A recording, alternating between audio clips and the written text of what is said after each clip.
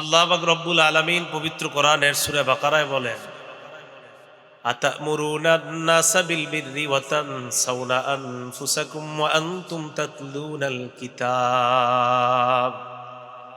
তোমরা কি মানুষকে উপদেশ দাও, ন্যায়ের আদেশ করো, আর নিজেদেরকে তোমরা ভুলে যাও, অথচ তোমরা কিতাব পড়ো। তো আমি তো এখন আপনাদেরকে অনেক ন্যায়ের কথা বলবো, ভালো ভালো কথা বলবো, আমি যেন নিজেরে ভুলে না যাই, আমিও যেন ভালো কথার উপর আমল করতে পারি। আল্লাহ তৌফিক দান করেন। সহিহ বুখারীর 3267 নম্বর হাদিসের বর্ণনা, ক্বালা রাসূলুল্লাহি সাল্লাল্লাহু আলাইহি ওয়াসাল্লাম, ইউজাউ বির-রাজুলি ইয়াউমাল কিয়ামাতি ফায়ুলকা ফিন-নার। এক ব্যক্তিকে কিয়ামতের ময়দানে নিয়ে আসা হবে, তাকে জাহান্নামে নিক্ষেপ করা হবে। ফাতানদালিকু আকতাবুহু ফিন-নার। জাহান্নামে নিক্ষেপ করার পর আগুনে জ্বলে পুড়ে তার পেটের নাড়ি বুড়িগুলা বের হয়ে যাবে। নাড়ি বুড়িগুলা বের হওয়ার পর ইয়াদুরু কামা ইয়াদুরুল হিমারু বিরহা, গাধা যেমন ঘোরাফেরা করে, এই লোকটা নারী বুড়ি বের হওয়ার পর এইভাবে গাধার মতো আগুনের চারপাশে ঘুরতে থাকবে। ফায়াজতামিউ আহলুন নারি আলাইহি, জাহান্নামীরা তার কাছে একত্রিত হবে। অন্য বর্ণনা আসছে ফায়াতিফু বিহি আহলুন নার, তার আশেপাশে জাহান্নামীরা আসবে, অন্যান্য জাহান্নামীরা এই জাহান্নামীর কাছে আসবে। আসার পর তাকে বলবে, ইয়া ফুলান মা শানুকা, হে ওমক, কি ব্যাপার, তোমার এই অবস্থা কেন? এরপর বলবে, আলাস্তা কুনতা তা'মুরুনা বিল মা'রুফ ওয়া তানহানা আনিল মুনকার, তুমি কি ওই ব্যক্তি না যেই ব্যক্তি আমাদেরকে নেক কাজের আদেশ করতা, অসৎ কাজের নিষেধ করতা? তোমার এই অবস্থা কেন? তুমি না বল জাহান্নামের থেকে ভয় দেখাইতা? ওই ব্যক্তি জবাব দিবে, কুনতু আমুরুকুম বিল মা'রুফ, আমি তোমাদেরকে নেক কাজের আদেশ করতাম, ওয়ালা আতিহি, আমি নিজে নেক কাজ করতাম না। ওয়া কুনতু আনহাকুম আনিল মুনকার ওয়া আতিহি, আমি তোমাদেরকে অসৎ কাজ থেকে নিষেধ করতাম, আর নিজে আমি অসৎ কাজ করতাম। এই কারণে তার ঠিকানা জাহান্নামে। নারী বুড়িগুলা বের হবে, গাধার মতো দৌড়াবে। তাহলে নেক কাজের আদেশ কইরা যদি নিজে না পালন করে, তার এই অবস্থা হবে। মুসনাদে আহমদ 13421 নম্বর হাদিস, ক্বালা রাসূলুল্লাহি সাল্লাল্লাহু আলাইহি ওয়াসাল্লাম, আল্লাহ নবী বলেন, মারারতু, আমি যখন অতিক্রম করলাম, বিলাইলাতিন উসরিয়া বি বিআকওয়াম, নবীজি বলেন মেরাজের রাতে আমি যখন উপরের দিকে যাইতে লাগলাম, হঠাৎ একদল মানুষের পাশ দিয়ে আমি অতিক্রম করলাম। তাদের দিকে তাকায় দেখলাম তাদের এই ঠোঁটগুলা তুকরাজু শিফাহুম বিমাকারিজা মিন নার, তাদের ঠোঁটগুলা, অন্য বর্ণনায় জিহ্বাগুলা আগুনের কেচি দ্বারা কাটা হচ্ছে। কুলতু মান হাউলা ইয়া জিবরিল, আমি প্রশ্ন করলাম, জিবরাইল এরা কারা? জিবরিল আমিন জবাব দেয়, ইয়া রাসূলুল্লাহ, হাউলাই খুতাবা উম্মতি, কারা হলো আপনার উম্মতের বক্তারা। কারা? আপনারা টেনশন করেন কারা? আমি তো ওই লোক। তা আপনারা জোরে বলেন কারা? জিবরিল আমিন বলে, হাউলাই খুতাবা উম্মতিকাল্লাযীনা ইয়াকুলুনা মা লা ইয়াফআলুন, আপনার উম্মতের ওই জাতীয় বক্তা তারা, যারা যা বলতো তা করতো না। ওয়া ইয়াকরাউনা কিতাবাল্লাহ, তারা আল্লাহর কোরআন পড়তো, ওয়ালা ইয়ামালুনা বিহি, কিন্তু কোরআন অনুযায়ী আমল করতো না। মানুষকে বড় ইনসাফের কথা শোনাইতো, ন্যায়ের কথা শোনাইতো, নিজে আমল করতো না। এই বক্তাকে কিয়ামত পর্যন্ত তার ঠোঁটা, তার জিহ্বা আগুনের কেচি দ্বারা কাটা হবে।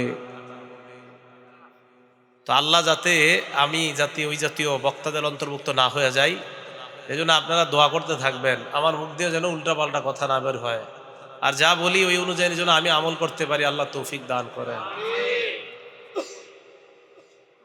তো বলছিলাম কোরআন সম্পর্কে আলোচনা করব। প্রথমে কোরআনের ব্যাপারে 11টা কথা জানব। 1 নাম্বার, কোরআন আল্লাহর পক্ষ থেকে অবতীর্ণ। 2 নাম্বার, কোরআন জিবরিল আমিন দুনিয়াতে নিয়ে এসেছেন। তিন নাম্বার, কোরআন জিবরিল আমিন মুহাম্মদ সাল্লাল্লাহু আলাইহি সাল্লামের সিনায় রেখে দিয়েছেন। চার নাম্বার, কোরআনের ভাষা আরবি ভাষা। এই চারোটা বিষয় সূরা শুআরার 192 থেকে 195 নাম্বার আয়াতে আল্লাহ আলোচনা করেছেন। আল্লাহ বলেন, আউযু বিল্লাহি মিনাশ শাইতানির রাজীম ওয়া ইন্নাহু লাতানজিলু রাব্বিল আলামিন নাযালা বিহির রূহুল আমিন। এই কোরআন আল্লাহর পক্ষ থেকে, বিশ্ব জগতের রবের পক্ষ থেকে অবতীর্ণ। কোরআন জিবরিল আমিন দুনিয়াতে নিয়ে এসেছেন। আলা কলবিকা, আপনার সিনার মধ্যে কোরআন জিবরিল আমিন রেখে দিয়েছেন। লিতাকুনা মিনাল মুনজিরিন, কোরআনের মাধ্যমে যেন আপনি অন্যকে ভয় দেখাইতে পারেন। বিলিসানিন আরবিয়্যিম মুবিন, আল্লাহ বলেন কোরআনের ভাষা হলো আরবি ভাষা, স্পষ্ট আরবি ভাষায় কোরআন নাজিল করলাম। সূরা বাকারার ৯৭ নাম্বার আয়াতে আল্লাহ বলেন, ফাইন্নাহু নাযালাহু আলা কলবিকা বিইذনিল্লাহ। জিবরিল আমিন আল্লাহর হুকুমে কোরআন আপনার সিনার মধ্যে রেখে দেয়। নবীজির সিনায়, ভাষাটা আরবি ভাষা। সূরা যুখরুফের ৩ নাম্বার আয়াতে আল্লাহ বলেন, ইন্না জাআলনাহু কুরআনান আরাবিয়্যা, আমি এই কোরআন নাজিল করলাম আরবি ভাষায়। তাহলে ১ নাম্বার আল্লাহ নাজিল করছে, ২ নাম্বার জিবরিল আমিন নিয়ে এসেছে, ৩ নাম্বার নবীজির সিনায়, ৪ নাম্বার আরবি ভাষায়। ৫ নাম্বার, কোরআনের সামনে পিছনে কোনো বাতিল অনুপ্রবেশ করতে পারে না। সূরা ফুসসিলাতের ৪২ নাম্বার আয়াতে আল্লাহ বলেন, লা ইয়াতিহিল বাতিলু মিন বাইনি ইয়াদাইহি ওয়ালা মিন খালফি। কোরআনের সামনে এবং পিছনে কোনো বাতিল অনুপ্রবেশ করতে পারে না, কোনো বাতিল আসতে পারে না। ৬ নাম্বার, কোরআনের বিপক্ষে কোনো প্রমাণ টিকতে পারে না।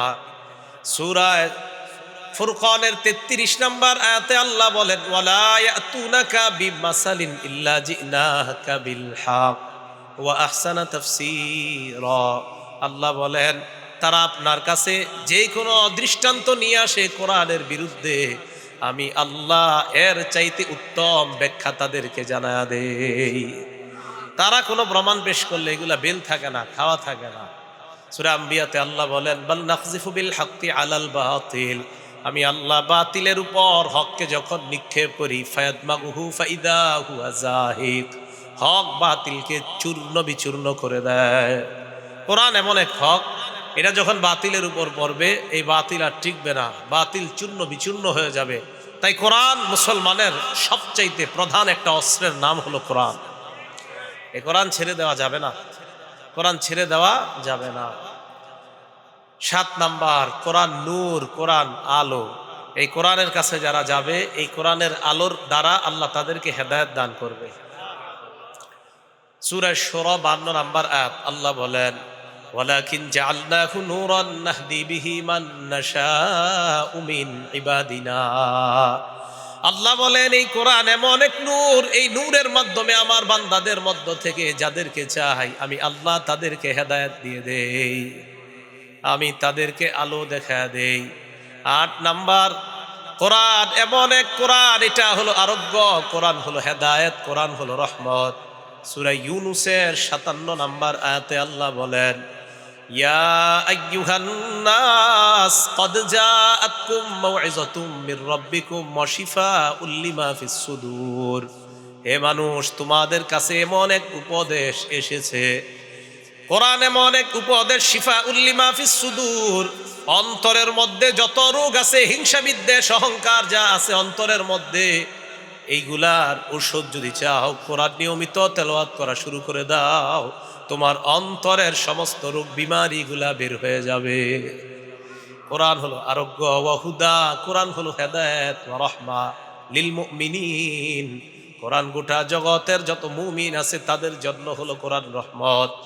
এলাকার মধ্যে যাদের ঘরে সবচাইতে কোরআন বেশি পাঠ করা হয়, ওই ঘরের মধ্যে আল্লাহ পাক রব্বুল আলামিন রহমতে পরিপূর্ণ করে দেয়। কোরআন রহমত, কোরআন হেদায়েত, কোরআন হলো আলো। খুব ভালো করে বুঝেন, আমি একটা বিষয়ের দিকে আগাইতেছি। ৯ নাম্বার, কোরআন এমন এক কিতাব যেটার মতো বানাইতে সারা পৃথিবীর জিন ইনসান মিলেও পারবে না।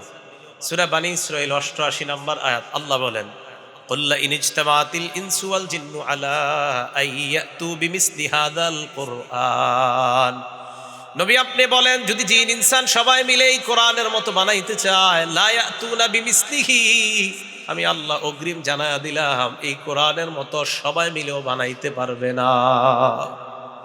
আচ্ছা কোরআন বানাইতে পারবে না, এদেরকে বলেন 10টা সূরা বানায়া দিতে।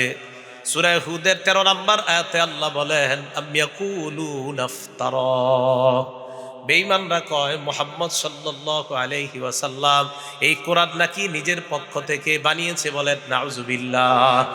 আল্লাহ তাদেরকে পাল্টা চ্যালেঞ্জ ছুড়ে দিলেন কুল ফাতু বিআশরি সুওয়ারিম মিসলিহি মুফতারায়াত, মানুষ যদি কোরআন বানাইতে পারে তাহলে তোমরা কোরআনের মতো 10টা সূরা বানায়া দেখাও। কোরআন বানাইতে পারে না, 10টা সূরাও বানাইতে পারে না। আল্লাহ কয়ার পরেও তারা সন্দেহ করে। ঠিক আছে, এবার তাদেরকে বলো একটা সূরা বানায়া দেখাইতে।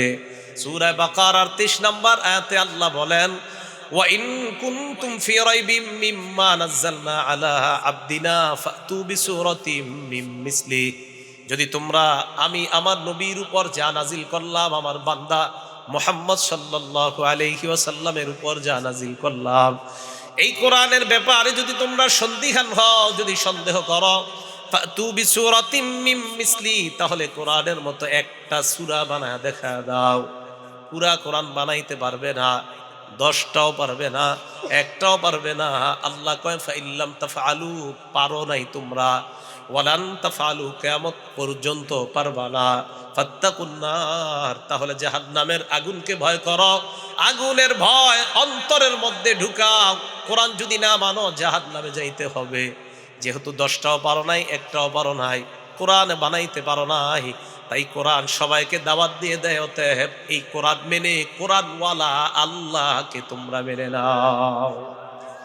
কারণ কোরআন আল্লাহর কথা, আল্লাহর কালাম। কোরআন যিনি দিয়েছেন তিনি আল্লাহ, এই জন্য আল্লাহকে মেনে নাও। আল্লাহর কোরআন যেহেতু তোমরা চ্যালেঞ্জ গ্রহণ করতে পারো না, তাই কোরআন মেনে নাও। 9, 10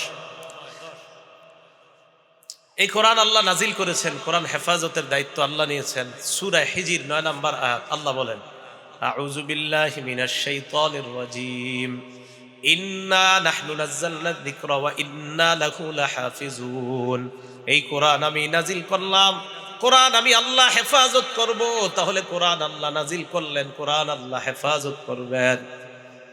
11 নাম্বার, কোরআন মানুষকে জান্নাতের সুসংবাদ দেয়, জাহান্নাম থেকে কোরআন মানুষকে ভয় দেখায়। সূরা ফুসসিলাতের 4 নম্বর আয়াতে আল্লাহ বলেন বাশীরা ওয়া নাযীরা, বাশীরা মানে হলো কোরআন মানুষকে জান্নাতের সুসংবাদ দেয়, ওয়া নাযীরা কোরআন মানুষকে জাহান্নাম থেকে ভয় দেখায়। এইগুলা হলো কোরআনের বৈশিষ্ট্য। কোরআন বানাইতে পারবে না। কোরআন নূর, কোরআন হেদায়েত, কোরআন রহমত।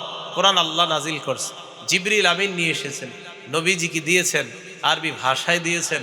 অনেকে অনেক অভিযোগ করছে, সমস্ত অভিযোগ করার পরেও কোনো লাভ হয় নাই, কিয়ামত পর্যন্ত লাভ হবেও না।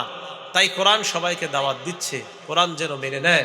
মুসলমানদেরকেও কোরআন দাওয়াত দিচ্ছে, মুসলমান যেন নিয়মিত কোরআন তেলাওয়াত করে।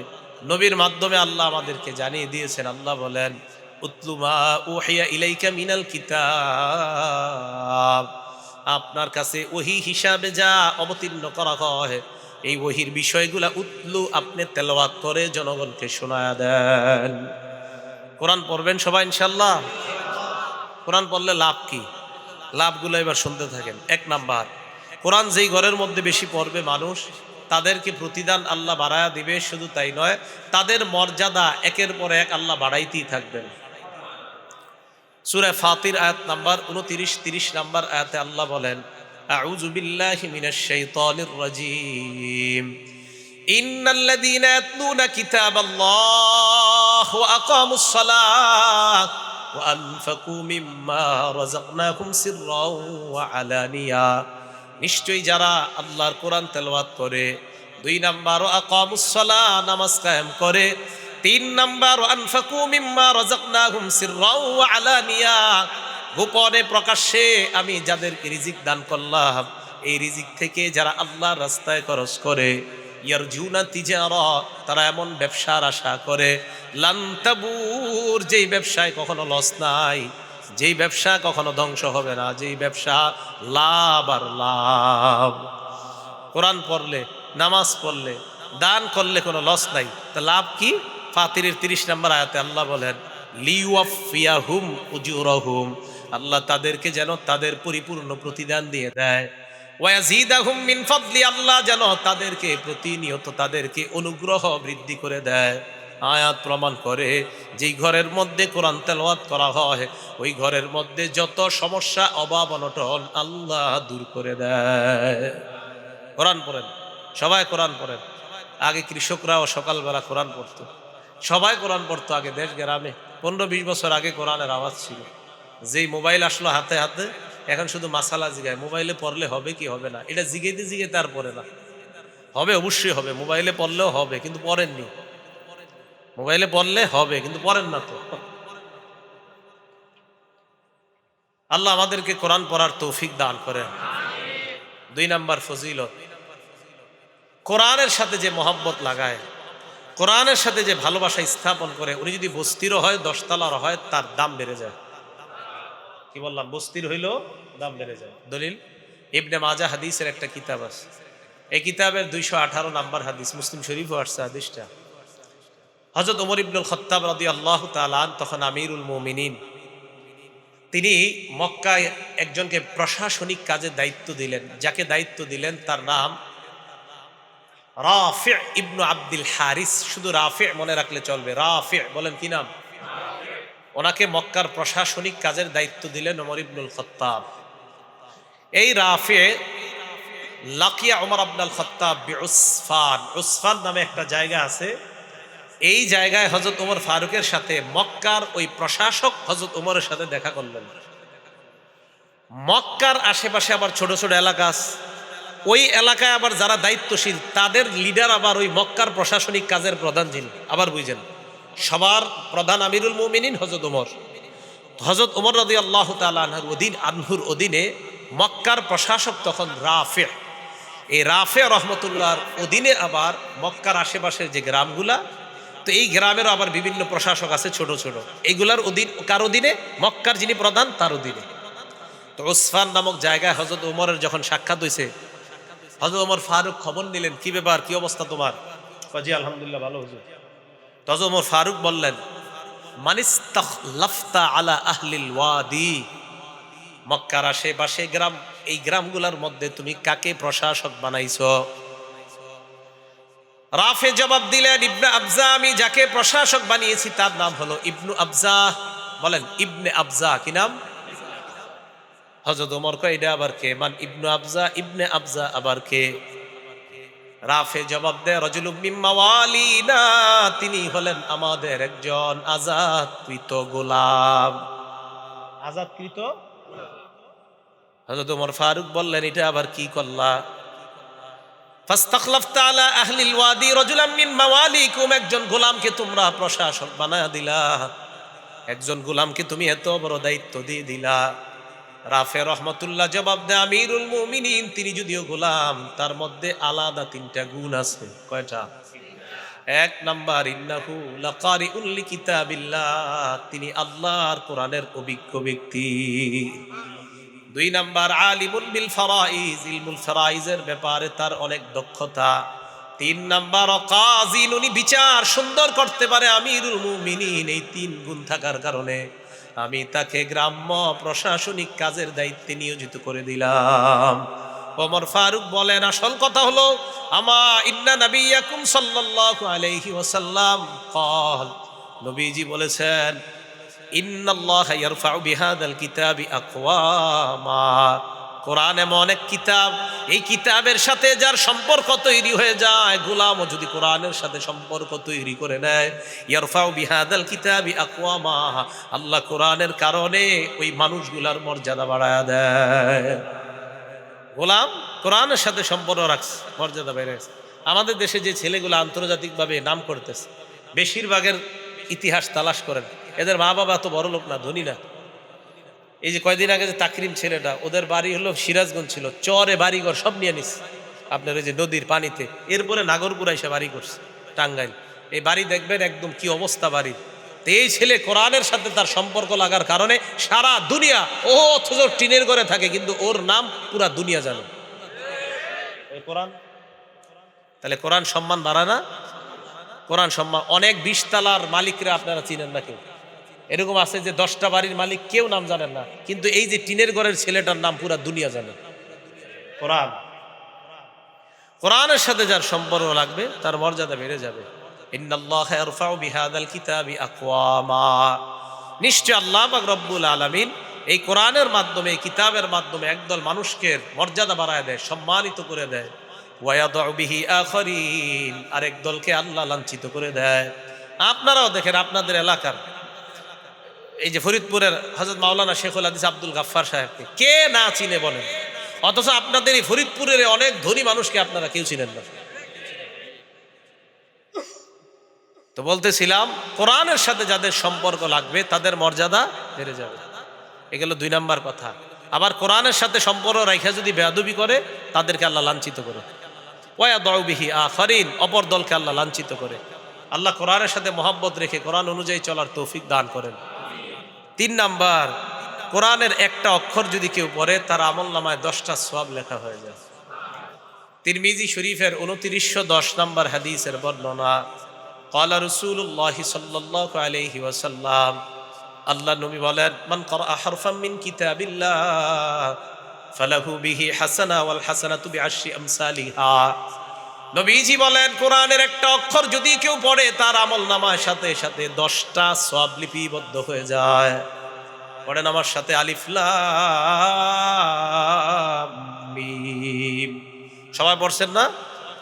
আল্লাহ নবী বলেন, লা আকুলু আলিফ লাম মিম হারফুন, আলিফ লাম মিম পুরাটা একটা অক্ষর এটা আমি বলি না। ওয়ালাকিন আলিফুন হারফুন, আলিফ একটা অক্ষর, লামুন হারফুন, লাম একটা অক্ষর, মিমুন হারফুন, মিম একটা অক্ষর। এই আলিফ লাম মিম তোমরা পড়লা, আল্লাহ নবী বলেন তোমাদের আমলনামায় 30টা সওয়াব লিপিবদ্ধ হয়ে গিয়েছে। 4 নাম্বার, কোরআন যে পড়ায় আর যে পড়ে তাদেরকে নবী দুনিয়ার সর্বোত্তম ব্যক্তি বলছে।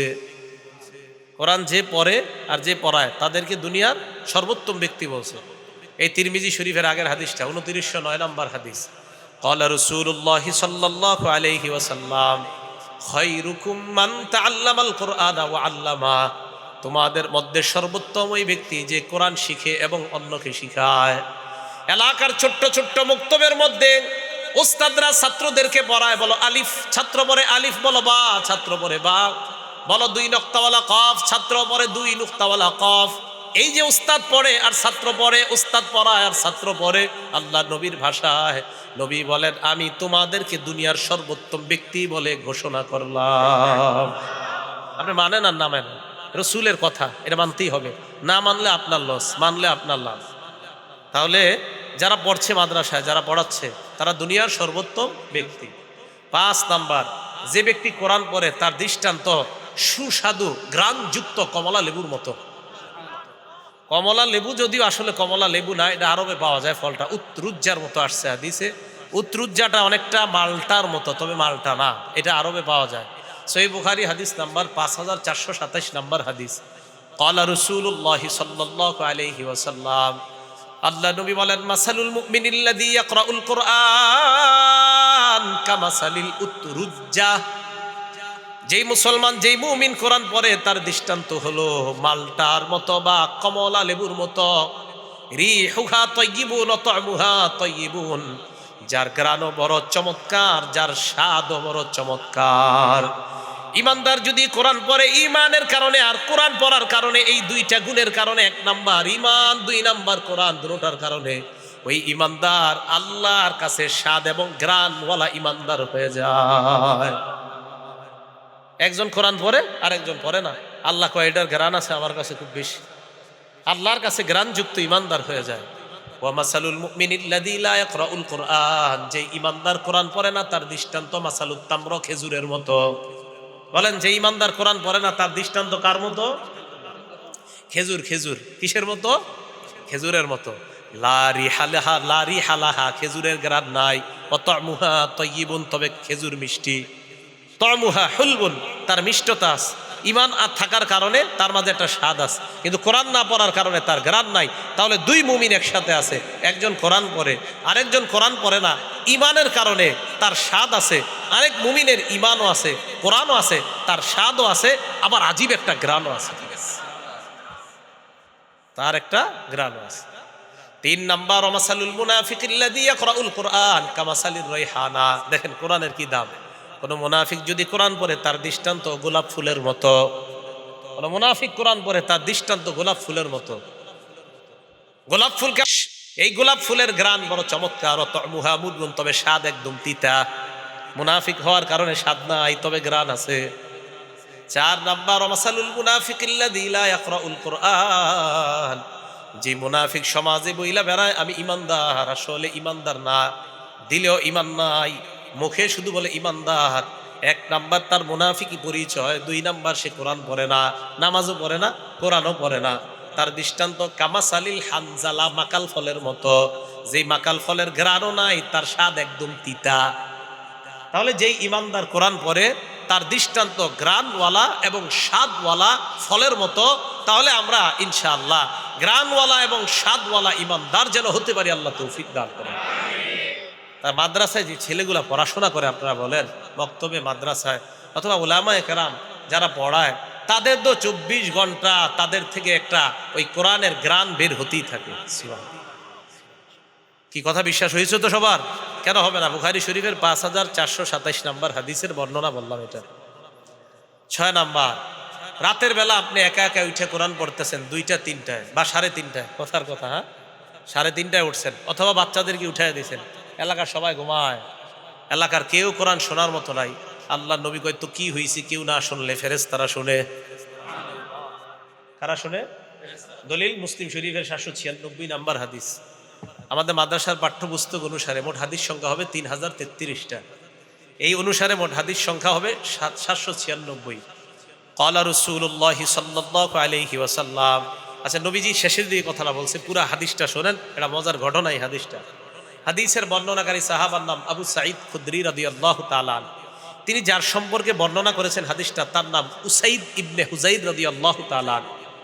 এই উসাইদ ইবনে হুযাইর বলেন, আমি আমার আস্তাবলে, আস্তাবল মানি যেখানে আমার ঘোড়াকে বেঁধে রাখি, এই আস্তাবলের মধ্যে আমি রাতের বেলা কোরআন পড়ছিলাম। আকরাউ ফি মিরবাদি, আমি রাতের বেলা আমার ঘোড়ার আস্তাবলে কোরআন পড়ছিলাম। আমার ছেলের নাম ইয়াহিয়া, ও পাশে শুয়ে শুয়ে ঘুমাইতেছে, পাশে শুয়ে রাখছে।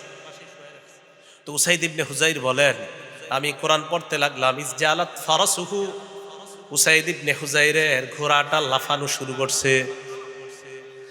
উসাইদ ইবনে হুযাইর কোরআন তেলাওয়াত বন্ধ করলেন। ফাকরা সুম্মা জালাত উখরা, উসাইদ ইবনে হুযাইর কিছুক্ষণ চুপ থাকার পর আবার তেলাওয়াত শুরু করলেন। তেলাওয়াত যেই মাত্র শুরু হয়ে যায়, ঘোড়ার লাফ আবার শুরু হয়ে যায়। ঘটনা কি? উসাইদ ইবনে হুযাইর তেলাওয়াত বন্ধ হয়ে যায়, আবার তেলাওয়াত শুরু করে। ফাকরা সুম্মা জালাত আইযাদ, আবার তেলাওয়াত করে আবার ঘোড়া লাফানো শুরু করে দেয়। উসাইদ ইবনে হুযাইর চিন্তা করলেন, আমি যদি এত পড়তে থাকি, খাশিতু আন তাতা ইয়াহইয়া, আমি ভয় পেয়ে গেলাম, না জানি ঘোড়া লাফাইতে লাফাইতে আমার ছেলে ইয়াহিয়াকে পদপিষ্ট করে মেরে ফেলতে পারে, এই জন্য আমি পড়া থামায়া দিলাম। ফাকামা ইলাইহা, এবার আমি ঘোড়ার কাছে গেলাম, যাওয়ার পর উপরের দিকে তাকাইলাম, তাকায়া দেখলাম ফাইদা ফাওকা রাসি মিসলু যুল্লা, আমার মাথার উপর মেঘখণ্ডের মতো দেখা যায়, মাথার উপর মেঘখণ্ড রাতের বেলা।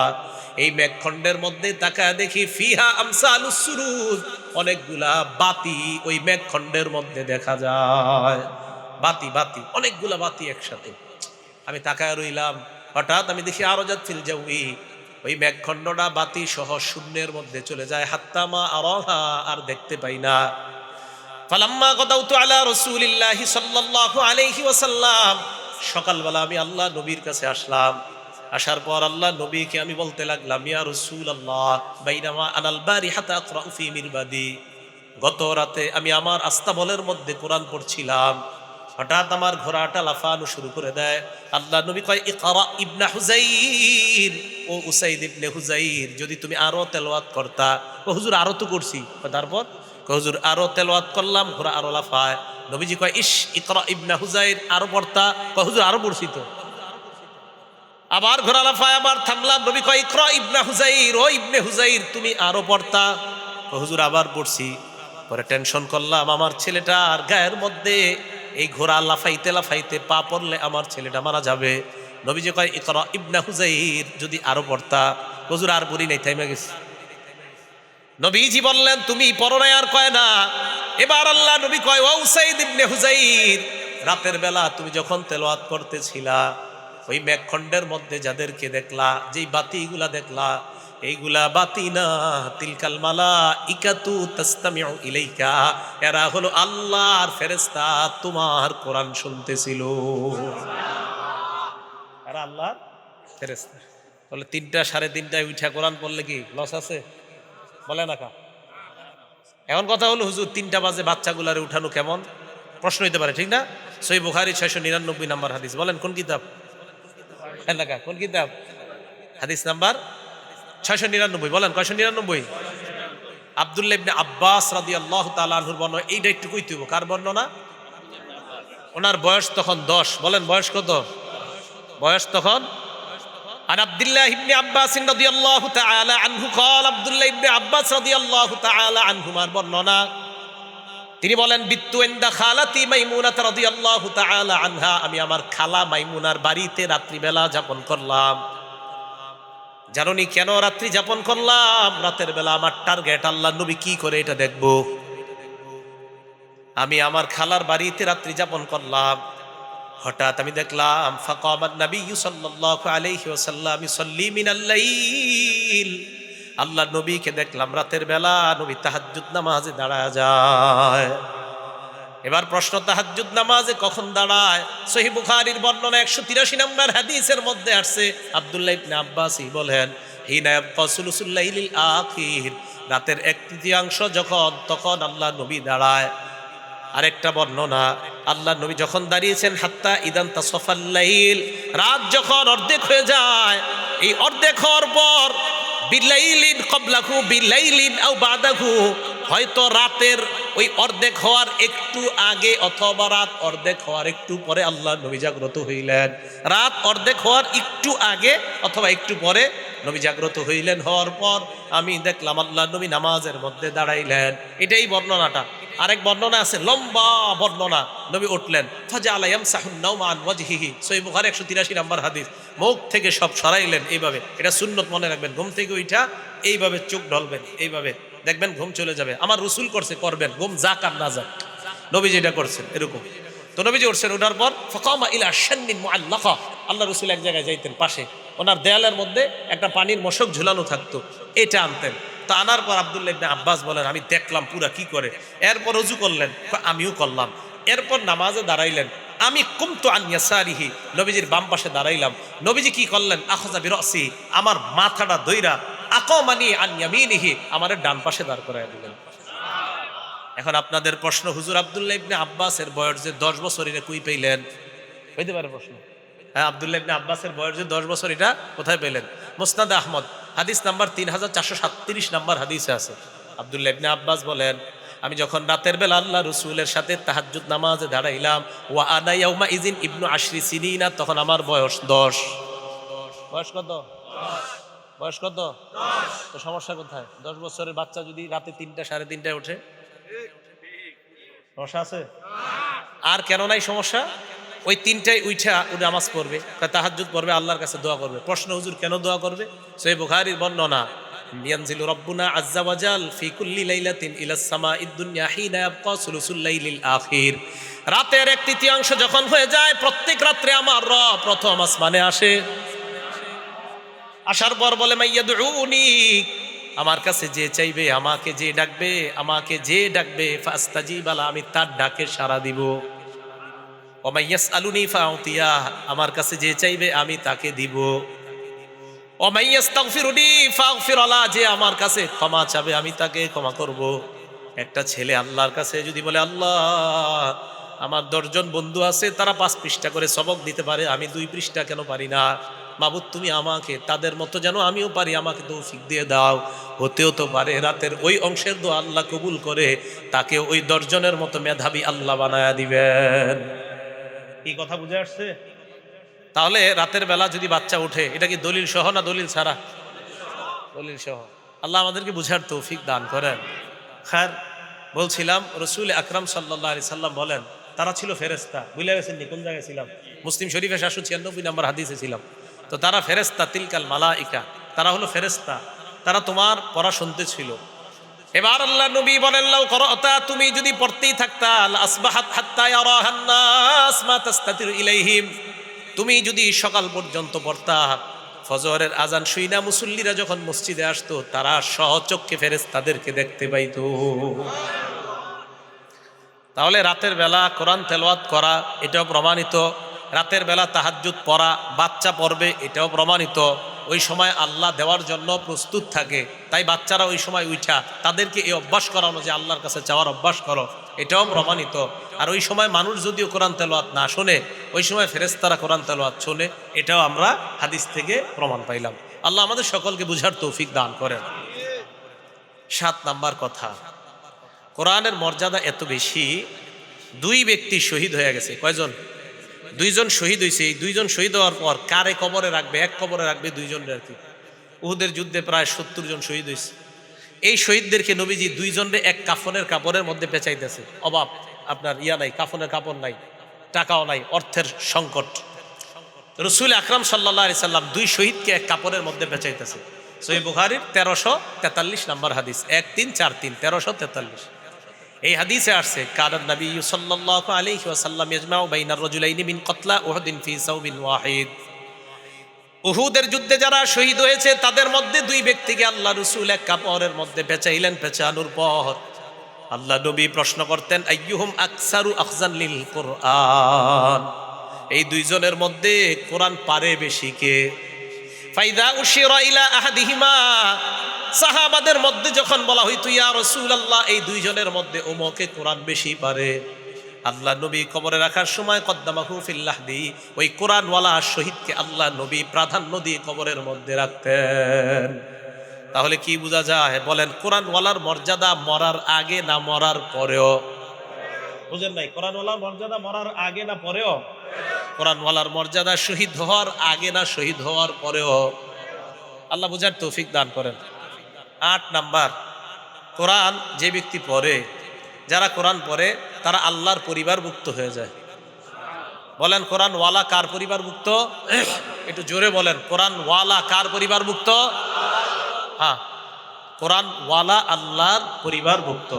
দলিল ইবনে মাজাহ কিতাবের নাম, হাদিস নাম্বার 215 নাম্বার হাদিস। ক্বালা রাসূলুল্লাহি সাল্লাল্লাহু আলাইহি ওয়াসাল্লাম, আল্লাহ নবী বলেন ইন্না লিল্লাহি আহলিনা মিনান নাস, মানুষের মধ্যে কিছু মানুষ আছে যারা আল্লাহর পরিবারের সদস্য। সাহাবারা প্রশ্ন করলেন মান হুম ইয়া রাসূলুল্লাহ, এরা কারা আপনার কাছে জানতে চাই। আল্লাহ নবী জবাব দিলেন হুম আহলুল কোরআন আহলুল্লাহি ওয়া খাসাতুহু, যারা কোরআনওয়ালা, কোরআনের ধারক বাহক, তারা আল্লাহর পরিবার এবং আল্লাহর বিশেষ অন্তর্ভুক্ত হয়ে যায়। উনি আমার আস্থা ভাজন, বলে না এরকম? উনি প্রধানমন্ত্রীর আস্থা ভাজন। কোরআনওয়ালারা আল্লাহর আস্থা ভাজন, আল্লাহর বিশেষ পার্সোনাল মেহমান হলো কোরআনওয়ালারা। আর আমরা সবাই কার বান্দা? আমরা সবাই কার বান্দা? আল্লাহর বান্দা। আমাদের মধ্যে যারা হাফেজে কোরআন তারা আল্লাহর পার্সোনাল বান্দা, বিশেষ খাসাতুহু, এরা আমার পার্সোনাল, এরা প্রাইভেট আমার। তাহলে কোরআনওয়ালার মর্যাদা আল্লাহ দেয়, রসুল দেয়, আমরা দিতে সমস্যা কোথায়? আল্লাহ বুঝার তৌফিক দান করেন। 9 নাম্বার, কোরআনওয়ালাকে সম্মান করা, একজন হাফেজে কোরআনকে সম্মান করা মানে আল্লাহকে সম্মান করা। বলেন বলেন, কোরআনওয়ালাকে সম্মান করা, বলেন আল্লাহকে সম্মান করা। আবার বলেন, কোরআনওয়ালাকে সম্মান করা, আল্লাহকে সম্মান করা। আবু দাউদ শরীফ হাদিস নাম্বার 4843 নাম্বার হাদিস। ক্বালা রাসূলুল্লাহি সাল্লাল্লাহু আলাইহি ওয়াসাল্লাম, আল্লাহ নবী বলেন ইন্না মিন ইজলালিল্লাহ ইকরামা যিস শাইবাতিল মুসলিম, সাদা দাড়িওয়ালাকে সম্মান করা, ওয়া হামিলিল কোরআন, কোরআনওয়ালাকে সম্মান করা, ওয়া ইকরামা যিস সুলতানিল মুকসিত, ন্যায়পরায়ণ শাসককে সম্মান করা মানে আল্লাহকে সম্মান করা। বলেন, সাদা দাড়িওয়ালারে সম্মান করা মানে কারে সম্মান করা? হাফেজে কোরআনকে সম্মান করা মানে কাকে সম্মান করা? ইনসাফওয়ালা ন্যায়পরায়ণ শাসককে সম্মান করা মানে কাকে সম্মান করা? তাহলে তিন ব্যক্তিকে সম্মান করা মানে আল্লাহকে সম্মান করা। এক নাম্বার সাদা দাড়িওয়ালা মুরব্বী, একে সম্মান করা মানে আল্লাহকে সম্মান করা। দুই নাম্বার হামিল কোরআন, যারা কোরআনের ধারক বাহক। সাদা দাড়িওয়ালা যারা দেখবেন, এদের দেখলে আলাদা একটা মায়া লাগে। এই যে ডিআইটি মসজিদের খতিব সাহেব হুজুর এত আলোচনা করছে, হুজুরে দেখবেন দাড়িটার দিকে তাকাইলে একটা মায়া লাগে, আলাদা একটা মায়া কাজ করে। আপনারা দেখবেন উনি বয়ান কি করছে, হ্যাঁ ওইটা না শুনে দেখবেন অনেকে এরকম যে আর দাড়িটাই তো এত সুন্দর লাগে। আমি অনেক সময় বলি আল্লাহওয়ালাদের মজলিসে যাওয়ার জন্য, শুধু এই কারণে আমি বলি যে আল্লাহওয়ালাদের মজলিসে যাবেন। হুজুর অনেক সময় যায়া যদি সামনাসামনি না বইতে পারি কথা বুঝি না। আমি কেন? অনেক সময় অনেক জায়গার মাইকের সমস্যা থাকার কারণে ৩-৪ তালা মসজিদে কথা বোঝা যায় না। আমি কই চেষ্টা করবেন আল্লাহওয়ালাদের মজলিসে গিয়া কি বলে ওইটা জানা দরকার নাই, খালি তাকায় থাকবেন, কতক্ষণ শুধু তাকায় থাকবেন, এইভাবে দেখতে থাকবেন। এই সাদা দাড়িওয়ালা আল্লাহওয়ালাদের দিকে শুধু তাকায় থাকবেন। এই যে তাকায় থাকবেন দেখবেন ভিতরে পরিবর্তন শুরু হয়ে গেছে। এটা আল্লাহওয়ালাদের একটা আজীব আল্লাহর সাথে সম্পর্ক। তো সাদা দাড়িওয়ালাদেরকে দেখলে দেখবেন অটোমেটিক অন্তর একটা শ্রদ্ধা তৈরি হয়ে যায়। রসুল আকরাম সাল্লাল্লাহু আলাইহি সাল্লাম বললেন, সাদা দাড়িওয়ালাকে সম্মান করা, কোরআনওয়ালাকে সম্মান করা, আর ইনসাফগার ন্যায়পরায়ণ শাসককে সম্মান করা মানে কাকে সম্মান করা? তাহলে আমরা কোরআনওয়ালাকে সম্মান করবো তো ইনশাআল্লাহ। আল্লাহ তৌফিক দান করেন। 10 নাম্বার, এক সাহাবার বিয়া করার টাকা নাই। কি করার টাকা নাই? বিয়া করার টাকা নাই, মোহরানা দেওয়ার মতো টাকা নাই। নবীজি শুধু কোরআন থাকার কারণে এটাই মোহরানা ধরে বিয়ে দিয়ে দিস। সহিহ বুখারী হাদিস নাম্বার 5030 নাম্বার হাদিস। আপনারা মনে করছেন এটা কি কোনো গল্প টল্প হইতে পারে যে এরকম বিয়ার কাহিনী? এটা বুখারী শরীফে আছে, 5030 নাম্বার হাদিস। নবীজির কাছে এক মহিলা আসার পর কয়, ইয়া রাসূলুল্লাহ ইন্নী ওয়াহাবতু লাকা নাফসি, হুজুর আমি আমারে আপনার কাছে দান করে দিলাম। আমাদের আয়েশা সিদ্দিকা এগুলা যখন দেখতো, কোনো মহিলা এসে বলতো হুজুর আমি নিজেরে আপনার কাছে দান করে দিছি, বলতো আচ্ছা মহিলাদের শরম করে না আপনার এগুলা কয় আয়েশা? বলতেন। আচ্ছা যাই হোক, তা এক মহিলা এসে কয় হুজুর আর এটা আল্লাহর ফায়সালা, আল্লাহ তাআলা আমাদের নবীজির ব্যাপারে ফায়সালা করেছিলেন কোনো নারী যদি আপনাকে নিজের দান করে দেয় আপনি অধিকার রাখেন এই নারীর ব্যাপারে, এটা আল্লাহ তাআলা ফায়সালা করছে। তো যাই হোক, এক মহিলা এসে বলতেছে হুজুর আমি নিজেকে আপনার জন্য দান করে দিলাম। নবী সাল্লাল্লাহু আলাইহি সাল্লাম মহিলার কথা শুনে নিচের দিকে মাথা দিলেন। এক সাহাবা দাঁড়ায় কয়, হুজুর ইনলাম ইয়াকুন লাকা ফিহা হাজা, হুজুর মহিলা আপনারা যা বলছে আপনার যদি এখানে কোনো আগ্রহ না থাকে হুজুর জাউযিনিহা, এই মহিলাটারে আমার সাথে বিয়ে দিয়ে দেন। নবী সাল্লাল্লাহু আলাইহি সাল্লাম কয় তোমার সাথে বিয়ে দিয়ে দিব? কয় জি হুজুর। মাজা ইনদাকা, কি আছে তোমার? টাকা পয়সা আসেনি? লা ইয়া রাসূলুল্লাহ, আল্লাহর কসম হুজুর কিছু নাই।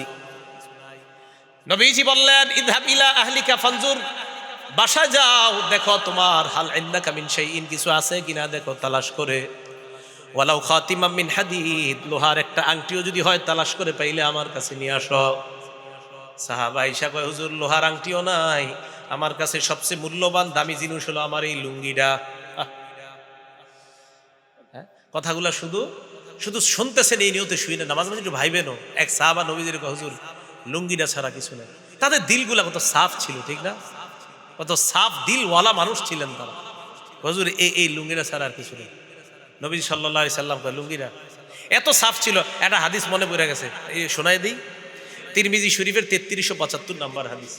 এক সাহাবা নবীজির কাছে আসছে, আসার পর কয় ইয়া রাসূলুল্লাহ ইন্না শারাই আল ইসলাম কদ কাসুরাত আলাইয়া, হুজুর ইসলামের এত বিধিবিধান আমি মুখস্থ রাখতে পারি না। কত সহজ সরল দেখেন। নবীজি কয় তো কি করবো এখন কও?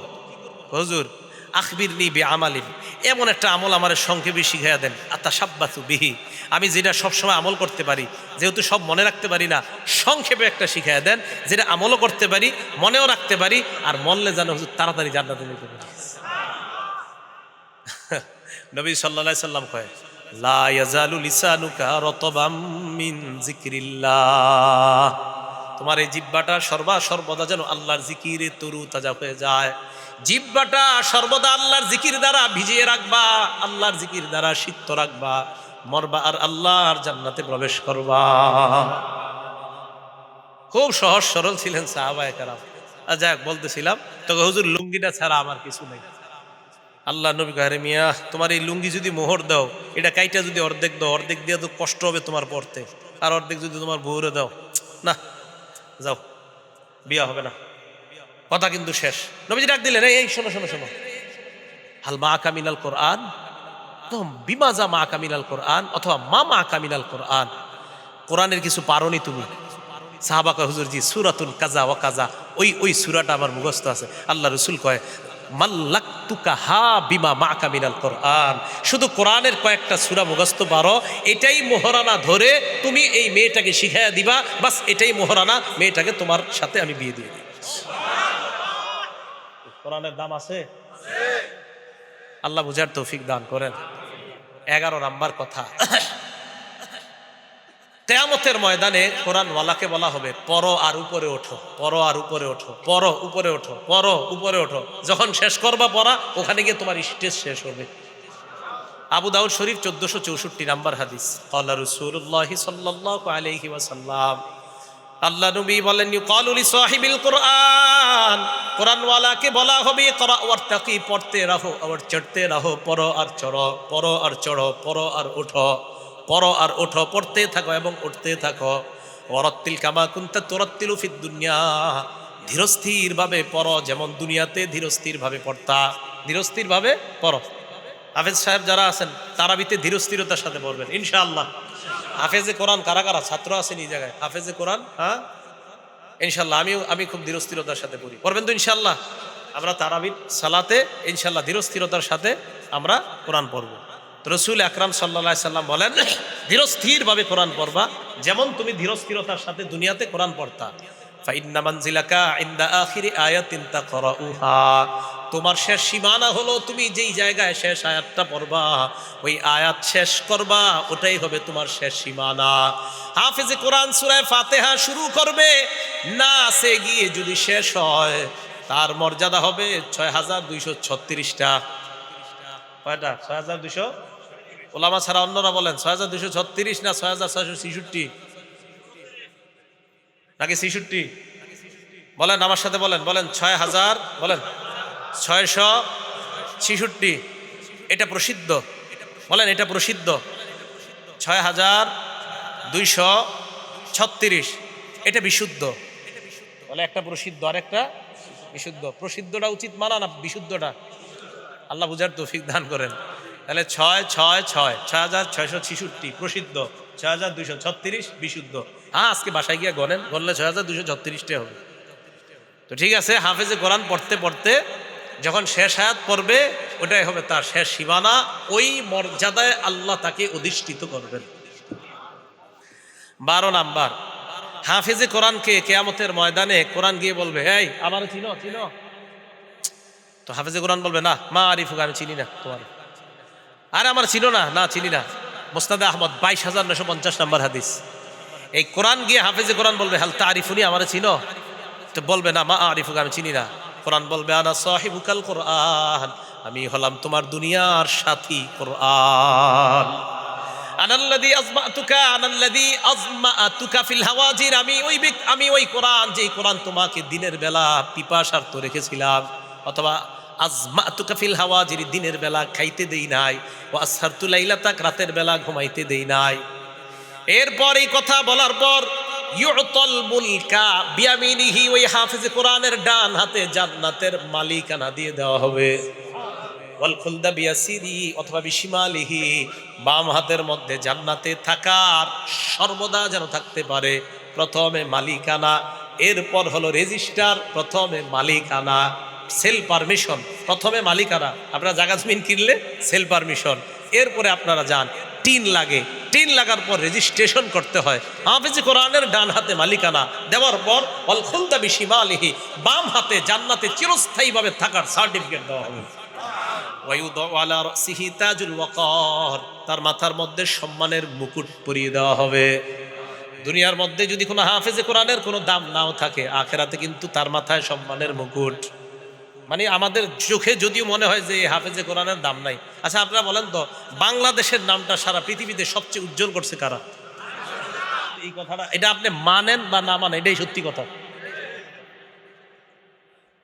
তাহলে কি বোঝা গেল? তো এই ব্যক্তিকে দেওয়ার পর এটা তো হইল ওয়ায়ুকসা ওয়ালিদাহু হুল্লাতাইন, তার মা বাবা তাদেরকে এমন 2 জোড়া পোশাক পরায় দেওয়া হবে। লা ইউকাউইমু লাহুমা আহলুদ দুনিয়া, দুনিয়ার সবাই মিলেও এই 2 জোড়া পোশাকের মূল্য দিতে পারবে না। আর মা বাবা তো গরিব, একটা কথার কথা, বড় লোক হইলেও হবে, গরিব হইলেও তো একটা কথার কথা। আমার মানে মনে হয় এই জায়গাটা বড় লোক মানুষ উনি হইলে তো না, উনি বুঝতে পারবে যে আমারে আল্লাহ তাআলা এত সম্মান দিলেন। তো গরিব যদি হয় ও তো আজীব হয়ে যাবে, বিমা খুশি না হাজিহি। আরে আমগরে এইগুলা পড়ানো হয়েছে কেন? জবাব দেওয়া হবে, লিয়াখজি ওয়ালাদিকুমাল কোরআন, তোমাদের সন্তান কোরআন ধারণ করছে এই কারণে আল্লাহর পক্ষ থেকে তোমাদেরকে এই সম্মান দেওয়া হলো। তাহলে কোরআন যিনি গ্রহণ করে তার মর্যাদা আছে, শুধু না তার মা বাবারও মর্যাদা আছে। প্রত্যেক ঘরে ঘরে অন্তত একজন সন্তান হাফেজে কোরআন বানান, আল্লাহ তৌফিক দান করেন। এই গেল আপনার 12 নাম্বার কথা। 13 নাম্বার কথা, কোরআন কিয়ামতের ময়দানে কোরআন ওয়ালার জন্য সুপারিশ করবে। সহিহ ইবনে হিব্বান 124 নাম্বার হাদিস, ক্বালা রাসূলুল্লাহ সাল্লাল্লাহু আলাইহি ওয়াসাল্লাম, আল্লাহ নবী বলেন, আল কোরআনু শাফিউন মুশাফফা, কোরআন এমন সুপারিশকারী যার সুপারিশ গ্রহণ করা হবে। মান জালাহু আমামা, কোরআন যে সামনে রাখবে মানে কোরআন অনুযায়ী আমল করবে, কদাহু ইলাল জান্নাহ, কোরআন তাকে টানতে টানতে জান্নাতের দিকে নিয়ে যাবে। ওমান জালাহু খালফা যহরিহি, কোরআন যে পিছনে রাখবে, কদাহু ইলান নার, কোরআন তাকে জাহান্নামে নিয়ে যাবে। বলেন নাউজুবিল্লাহ। এখন যেন জাহান্নামে যাইতে না হয় তাই হাফেজে কোরআন যারা আছেন, অথবা যারা 10টা সূরা মুখস্থ করছেন, অথবা যারা 20টা মুখস্থ করছেন, আপনারাও ভালো করে শোনেন কিন্তু কি করণীয় আমাদের এখন। এখন মনে রাখবেন, আমরা যারা কোরআন তেলাওয়াত করব, এই কোরআন তেলাওয়াত করার সময় সাধারণত আমরা বিশেষভাবে 6টা বিষয় মাথায় রাখবো। বলেন কয়টা? 6টা বিষয় আমরা মাথায় রাখবো। 1 নাম্বার, আমরা যখন কোরআন তেলাওয়াত করব তখন আমাদের মাথায় যে বিষয়টা রাখবো সেটা হলো কোরআন নিয়ে গবেষণা করা। বলেন কোরআন নিয়ে কি করা? গবেষণা করা। এখন কথা হলো আমাদের মাদ্রাসার ছাত্ররা কি করবে? ওদেরকে দেখেন প্রথম 3 বছর আরবি সাহিত্যে পারদর্শী করা হয়, এরপরে আরো 2 বছর আরবি সাহিত্যের কিতাব পড়ানো হয়। কাফিয়া আছে ওই জামাতগুলোতে গিয়ে এরপর তাকে কোরআন দেওয়া হয়। কোরআন তরজমা মোটামুটি আয়ত্ত করার পর এরপর তাফসিরে জালালাইন আরবি টু আরবি তাফসির তাকে শেখানো হয়। এরপরে তাফসিরে বাইজবি, এটাও আরবি কিতাব, তাকে শেখানো হয়। এরপরে সহিহ বুখারীর মধ্যেও তাফসির অধ্যায় আছে, মুসলিম শরীফও তাফসির অধ্যায় আছে। এইভাবে তাদের হাতে কোরআনগুলা তুলে দেওয়া হয়। কারণ কোরআনের ভাষা যেহেতু ইংরেজি এবং ফার্সি, তাই আমাদের মাদ্রাসার সন্তানগুলাকে আগে আরবি ব্যাকরণ শেখানো হয়। কোরআনের ভাষা কি? হ্যাঁ, তো এই বিষয়টা বুঝেন না কেন? খুব মানে কয় কি হুজুর তো বক্তব্যতে দিতে পারেন না এর কোরআন বুঝতে? কোরআনের ভাষা কি? হাদিসের ভাষা কি? তাই তাকে আগে 3 বছর আরবি সাহিত্যের উপর পারদর্শী করানো হয়, এরপর 2 বছর আরবি সাহিত্যের কিতাব পড়ানো হয়। এরপরে মোটামুটি আরবি রপ্ত হইলে তখন তাকে কোরআনের অনুবাদ পড়তে দেওয়া হয়। এরপরে আরবি টু আরবি অনুবাদ তাফসিরে জালালাইন ওইটা পড়তে দেওয়া হয়। কি কথা বুঝে আসছে সবার? এখন আসেন তো কোরআন পড়ার সময় 1 নাম্বার কোরআনের আয়াত নিয়ে চিন্তা ভাবনা করা। সূরা সদের 29 নাম্বার আয়াতে আল্লাহ বলেন, কিতাবুন আনজালনাহু ইলাইকা মুবারাক, এই কিতাব আমি আপনাকে দিয়েছি, এটা বরকতপূর্ণ। লিয়াদাব্বারু আয়াতিহি, যাতে মানুষ এই কোরআনের আয়াতগুলা নিয়ে চিন্তা করতে পারে। 2 নাম্বার, যারা হাফিজে কোরআন আছেন অথবা যারা কয়েকটা সূরা মুখস্থ করছেন, প্রতিদিন চর্চা করতে হবে। শোনেন, যারা আলাম তারা থেকে 10টা সূরা মুখস্থ করছেন, চর্চার অভাবে যদি 2টা ভুলে যান, আল্লাহর কাছে জবাবদিহিতা করতে হবে, চর্চা কেন করেন নাই। হাফেজে কোরআনরা প্রতিনিয়ত কোরআন চর্চা রাখবেন। সহিহ বুখারীর বর্ণনা 5033 নাম্বার হাদিস, ক্বালা রাসূলুল্লাহ সাল্লাল্লাহু আলাইহি ওয়াসাল্লাম, আল্লাহ নবী বলেন, তাআহাদুল কোরআন, কোরআন তোমরা প্রতিনিয়ত চর্চা করো, প্রতিনিয়ত পড়বা, অভ্যাস করে নাও কোরআনের সাথে তোমরা চর্চা, একদিনও মিস করবা না। ফাওয়াল্লাযী নাফসি বিয়াদিহি লাহু আশাদ্দু তাফাসসিয়াব মিনাল ইবলি ফি উকলিহা, ওটের বাদন খুলে দেওয়ার পর দ্রুতগামী ওট যেমন দ্রুত দৌড়িয়ে পালিয়ে যায়, কোরআন যারা পড়ছে, পড়ার পর যারা চর্চা না করে তাদের থেকে কোরআন ওই দ্রুতগামী ওটের চাইতে আরো দ্রুত পালিয়ে যায়। বলেন নাউজুবিল্লাহ। এই জন্য সাধারণত বাচ্চাদেরকে মাদ্রাসায় রাখার চিন্তা করা হয়। কেন? মাদ্রাসায় রাখলে ওর রেয়ারটা যেন ভালো থাকে, তাই তাকে মাদ্রাসায় রাখার ফিকির করা হয়। কারণ মাদ্রাসায় না রাখলে ওরে যদি 2 ঘন্টার ছুটি দেন, ও ভিডিও গেমস খেলবে, ও মোবাইলে গেমস খেলবে, ও বাজারে গিয়ে ভিডিও গেমসের দোকানে গেমস খেলবে। এই জন্য মাদ্রাসায় রাখলে ওর রেয়াদের মাদ্দাটা আরো ভালো হয়। আল্লাহ আমাদেরকে বুঝার তৌফিক দান করেন। 3 নাম্বার, কোরআন মাঝে মাঝে অন্যের কাছ থেকে শোনা এবং মাঝে মাঝে কোরআন অন্যের কাছ থেকে শ্রবণ করা। সহিহ বুখারী হাদিস নাম্বার 5055 নাম্বার হাদিস, আব্দুল্লাহ ইবনে মাসউদ রাদিয়াল্লাহু তাআলা আনহুকে রাসূল বললেন, ইকরা আলাইয়া, তুমি আমাকে কোরআন পড়ে শোনাও। আব্দুল্লাহ ইবনে মাসউদ জবাব দিলেন, আকরা আলাইকা ওয়া আলাইকা উনজিলা ইয়া রাসূলুল্লাহ, আমি আপনাকে কোরআন পড়ে শোনাবো, কোরআন না আপনার উপর নাজিল হয়েছে। আল্লাহ নবী কয় উহিব্বু আন আসমাহু মিন গায়রি, কোরআন মাঝে মাঝে অন্যের কাছ থেকে আমার শুনতে মনে চায়। তাহলে কোরআন মাঝে মাঝে অন্যের কাছ থেকে শোনা। 4 নাম্বার, কোরআন মাঝে মাঝে অন্যকে শোনানো। সহিহ বুখারী হাদিস নাম্বার 4964 নাম্বার হাদিস। বলেন তো মাদ্রাসার ছাত্ররা একজন আরেকজনকে কোরআন শোনায় কিনা? আপনার বৃহস্পতিবার পরে আমুকটা সাতচবক এগুলো একজন আরেকজনকে শোনায়। তো কোরআন মাঝে মাঝে অন্যেরটা শোনা, মাঝে মাঝে নিজে অন্যকে শোনানো। অন্যকে শোনানোর দলিল বুখারী শরীফের 4964 নাম্বার হাদিস। দেখেন, আমি প্রত্যেকটা কথা দলিল দিয়ে এই কারণে বলতেছি, আপনার সন্তানকে মাদ্রাসায় দিয়ে আপনি ঠকেন নাই, আপনি জিতে গেছেন এবং ঠকবেন না, আপনি জিতে যাবেন ইনশাআল্লাহ।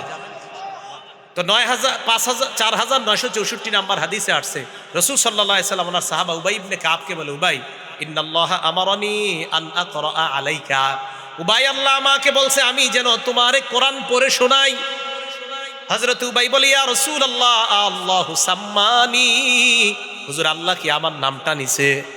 নবীজি বলে, হ্যাঁ, আল্লাহু সাম্মানি লাকা, আল্লাহু সাম্মাক আলী, আল্লাহ তোমার নামটা ধরেই বলছে তোমাকে যেন আমি কোরআন পড়া শোনাই। দেখছেন, হযরত উবাই ইবনে কাব হলো সাহাবাদের মধ্যে সবচেয়ে শ্রেষ্ঠ কারি। এই জন্য উবাই ইবনে কাবের কোরআনের সাথে এত গভীর সম্পর্কের কারণে আল্লাহ উবাই ইবনে কাবের নাম বলছেন। 5 নাম্বার, কোরআন যখন আমরা পড়ব, কোরআন পরিত্যাগ করার কখনো চিন্তা করব না। কোরআন পরিত্যাগ করলে রসুল কিন্তু কিয়ামতের মাঠে আমাদের বিরুদ্ধে মামলা করবে। সূরা ফুরকানের 30 নম্বর আয়াতে আল্লাহ বলেন, ওয়াকালা রাসূলু ইয়া রাব্বি ইন্না কওমি ইত্তাখাযু হাযাল কুরআনা মাহজুরা, আল্লাহ বলবে, হে আমার রব, আমার সম্প্রদায় এই কোরআনকে পরিত্যাগ করেছে। তাহলে কোরআন পরিত্যাগ করার চিন্তা করা যাবে না। 6 নাম্বার, মাথায় রাখবেন, পড়ার সময় চিন্তা করবেন আমার পড়া কি শুদ্ধ হইতেছে নাকি হয় না, এই চিন্তা করা। এই জন্য কোরআন শিখতে হবে কোরআনের অভিজ্ঞ ব্যক্তিদের থেকে। বলেন, কোরআন শিখতে হবে কাদের কাছ থেকে? তাহলে এবার বলেন তো, হাফেজে কোরআন হইতে হবে কাদের কাছে? হাফেজদের কাছে। হাফেজে কোরআন হইতে হবে কাদের কাছে? হাফেজের কাছে। অভিজ্ঞ ব্যক্তি থেকে কোরআন শিখার দলিল সহিহ বুখারী 4999 নাম্বার হাদিস। রাসূল আকরাম সাল্লাল্লাহু আলাইহি সাল্লাম বলেন, খুযুল কোরআন মিন আরবাআ, 4 জনের থেকে তোমরা কোরআন শিখো। মিন আব্দুল্লাহ ইবনে মাসউদ, 1 নাম্বার আব্দুল্লাহ ইবনে মাসউদ, 2 নাম্বার সালেম থেকে শিখো, 3 নাম্বার উবাই ইবনে কাব, 4 নাম্বার মুআজ ইবনে জাবাল। এই 4 জন থেকে তোমরা কোরআন শিখো, কারণ তারা 4 জন কোরআন বড় চমৎকার পড়ে। আব্দুল্লাহ ইবনে মাসউদের ব্যাপারে তো আল্লাহ রাসূল বলেন যে ইবনে মাসউদ যেইভাবে কোরআন পড়ে আল্লাহ কোরআনটা এইভাবেই নাজিল করছে। তাহলে কোরআনের অভিজ্ঞ ব্যক্তিদের থেকে কোরআন শিখা। তাহলে কি বুঝতে পারলাম? কোরআন এমন এক কিতাব, যে কিতাবে কোনো সন্দেহ নাই। কোরআন হেদায়েত, কোরআন রহমত, কোরআন বরকত। কোরআন ওয়ালার মর্যাদা আছে, কোরআন ওয়ালার বাবা মায়েরও মর্যাদা আছে। কোরআন শিখতে হবে কোরআনের অভিজ্ঞ প্রাজ্ঞ ব্যক্তিদের থেকে। আল্লাহ পাক রব্বুল আলামিন কোরআনের ব্যাপারে কোনো মানুষের অন্যায় কোনো কথা আমরা কর্ণপাত না করে আমরা যেন কোরআনের আজমত মোহাব্বত আগের চেয়েও আরও বেশি বাড়িয়ে দিতে পারি। আল্লাহ তৌফিক দান করেন। আমিন। ওয়া আখিরু দাওয়ানা আনিল হামদুলিল্লাহি রাব্বিল আলামিন।